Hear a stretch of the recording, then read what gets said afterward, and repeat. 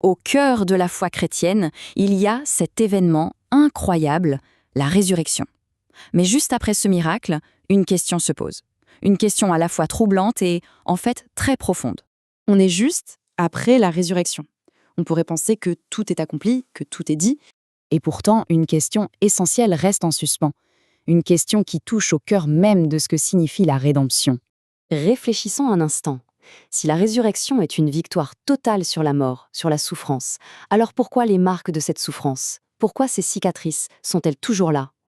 L'Évangile nous plonge directement dans cette scène, ce moment si intime. Jésus s'adresse à Thomas, qui doute encore, et il lui dit simplement « Vois mes mains ». Et là, c'est vraiment le point clé. S'il faut bien comprendre, c'est que ce n'est pas un nouveau corps, pas du tout. C'est le même corps, celui-là même qui a souffert sur la croix. Sauf que maintenant, il est glorifié. Il est transformé. La première raison d'être de ces marques est peut-être la plus fondamentale. Avant toute chose, ces cicatrices, elles sont une preuve tangible. Elles sont la preuve en fait, la preuve irréfutable que la mort a bel et bien été vaincue, que la résurrection n'est pas une histoire, mais un fait réel. Elles certifient que celui qui est mort est bien le même que celui qui est maintenant vivant, debout, devant nous. Mais ça ne s'arrête pas là. Ces cicatrices sont bien plus qu'une simple preuve. Elles portent en elles un témoignage qui traverse les siècles. Elles témoignent, sans un mot, mais avec une force incroyable, que le prix pour le salut a été payé. Intégralement. L'œuvre est accomplie, terminée, et la justice divine a été pleinement satisfaite. Et enfin, au-delà de la preuve, au-delà du témoignage, ces cicatrices sont, pour nous tous, une source immense et profonde d'espérance.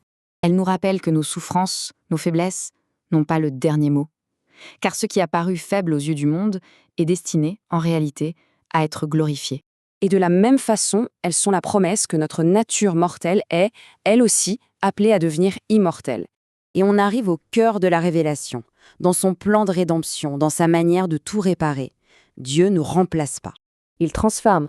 Du coup, les cicatrices ne s'effacent pas. Non, elles sont transfigurées. Elles deviennent le signe éternel d'un amour qui a absolument tout vaincu. Alors, face à cette vérité, l'invitation que Jésus fait à Thomas résonne encore aujourd'hui pour chacun de nous. Ne sois pas incrédule, mais crois. C'est un message d'espérance qui, vraiment, mérite d'être partagé.